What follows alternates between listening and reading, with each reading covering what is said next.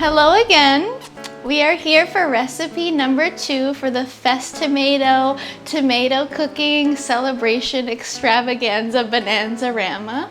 And I'm making one of my most classic recipes that when I first started cooking professionally when I was maybe 22, 23, this was my go-to potluck party dish. People would say, hey Gabby, come to this party. I'd say, I don't know what to make, let me think. And this is usually what came to mind. You can make many variations of this pastry pie.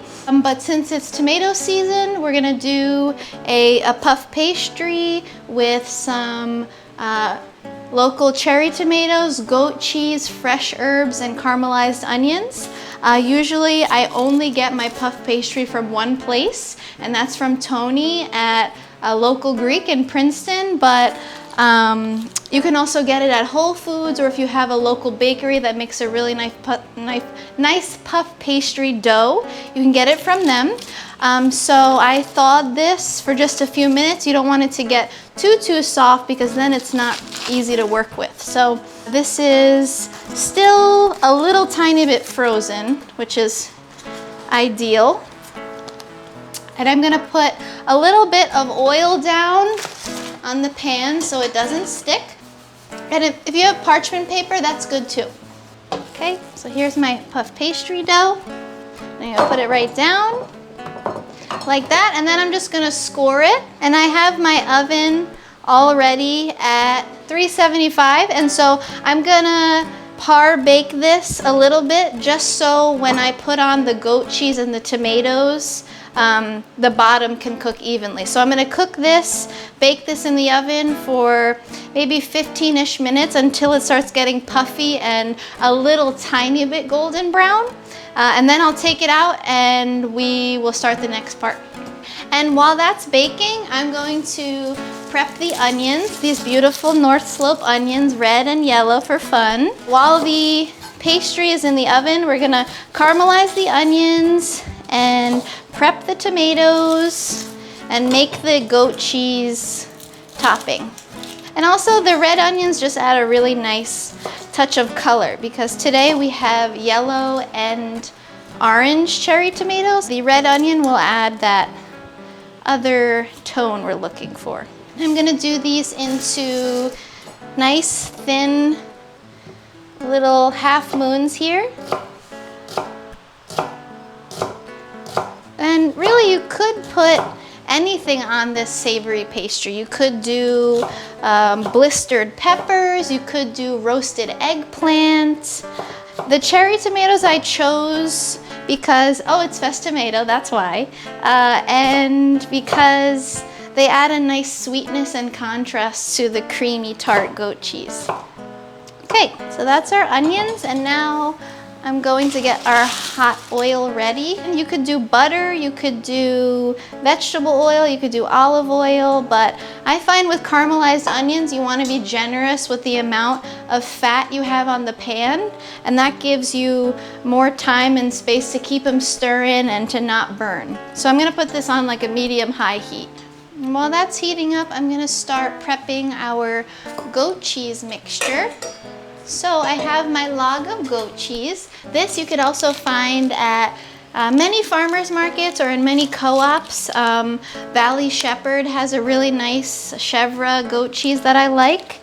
And this is a 10-ounce log. And so for one puff pastry, 10 ounces will do the trick. And I can smell the oil is ready to go. So I'm gonna put my onions in. Start stirring that up, and we're gonna keep this moving. Okay, so our onions are caramelizing here. We're about 5 minutes in. I put a little salt inside, and you can see they're becoming translucent. The red is turning to pink now, and I'm just keeping it moving, keeping it moving, keeping it moving. It's on a medium-high heat. This will go for another 10-ish minutes or so, and the more you cook it and the more you stir it, the more the sugars start to come out of the onions. All right, so I'm happy with where these onions are.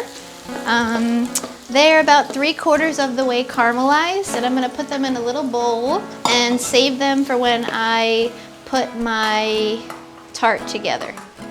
So while my pastry is still baking and getting nice and fluffy and cute, I'm going to prep my tomatoes and my goat cheese. So the goat cheese has been out and it's softened.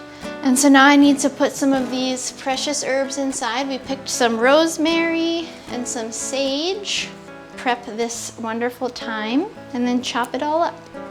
And this really brings life to the goat cheese, because otherwise goat cheese is great by itself, but adding fresh herbs and a little bit of salt and pepper really extends the power of the goat cheese. And I'll save a few nice sprigs to put on top of the whole pastry too. So that looks like a good amount to me.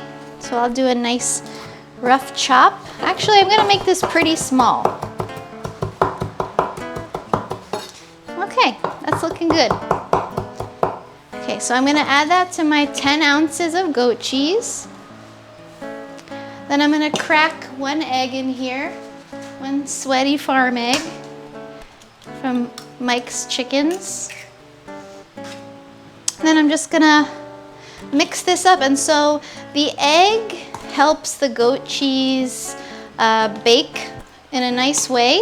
It kind of extends the goat cheese a little bit, softens it, and as it bakes, instead of it melting, it holds the shape of the goat cheese, or the form of the goat cheese. So you can see it's a nice yellowish color from the yolk. And I'm gonna add a little tiny bit of salt and some cracked pepper. I like a lot of pepper. Okay, so now we're gonna do the cherry tomatoes, which simple, we're just gonna cut them right in half, just like this. And if you really wanted to, if you like less tomato in each bite, you could always do it in quarters. These beauties. Like little jelly beans, little sweet candy jelly beans. So these are a firmer cherry tomato. I'm not using a large heirloom because those have more water, they're softer. These have a little more body, they're a little more firm. And if you look inside, they have a little less water inside too. For this goat cheese tomato pastry tart, I'd say cherry tomatoes are the way to go. So our puff pastry should be done now, so I'm going to get that out of the oven with the Christmas hand warmer, because it's always fun to have a Christmas hand warmer. Okay, so this is pretty perfect. This is golden brown. It's like 3/4 of the way done. And I'm gonna just pat it down a little bit to get some of the puff action down. And then I'm gonna start smearing my goat cheese mixture on top. Just like that. And this is gonna melt and bake at the same time, which is delicious. So you could do, what I like to do for a dessert pastry is some honey roasted peaches with goat cheese. You mix the goat cheese with a little cinnamon, honey, and egg. So, I mean, if you wanted to bring a dessert and an entree, snacky, savory pastry pie, those are my 2 go-tos. And this is a generous amount of goat cheese, but I'm a generous kind of cook, and you don't want to go cheap with the cheese and all the good stuff. All right, so time for the tomatoes now. I'm gonna put a little tiny bit of oil and salt and pepper with these tomatoes. Season them.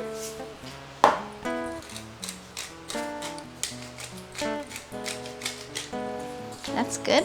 And then I'm just gonna put them on top just like this. Yeah, this is a loaded bad boy here. And then I'm gonna put our beautiful caramelized onions that we waited so patiently for. So that's looking good. I'm just gonna put a little bit of sprigs of thyme on top, just for good measure, an extra herb accent and color. And oh my gosh, so this smells amazing. So this is done here. I'm gonna put this in the oven for another 10 to 12 minutes, and then it's gonna be done. It's been about 12-15 minutes, and I took a peek. It's looking good. It's looking ready. You can see the goat cheese has solidified just a little bit, and that's really all I needed.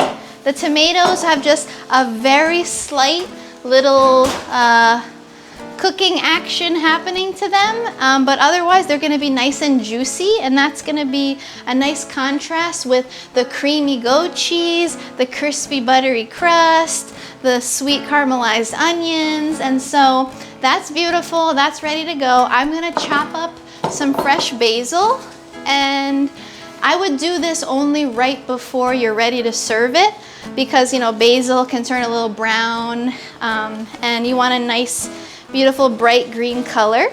So I'm just gonna do a little chiffonade style little ribbons here. Okay, just like that. And not too much to drown it, but enough to make a little confetti of basil on top. Okay, so that's that. If you had some aged balsamic vinegar, you could put a little drizzle of that. You could even put a little bit of honey on top. If you had basil, you could put a little drizzle of good homemade basil pesto on top of this. But I think this is beautiful, nice and simple. Put that on a platter. That's a showstopper. That is something that everyone will eat, and someone who just brought guacamole might feel a little sad they didn't bring one of these. So I hope that you enjoy this if you make it at home. I enjoyed making this for you, and happy FesTomato once again. I'm Gabby, and I'll see you for the next cooking app.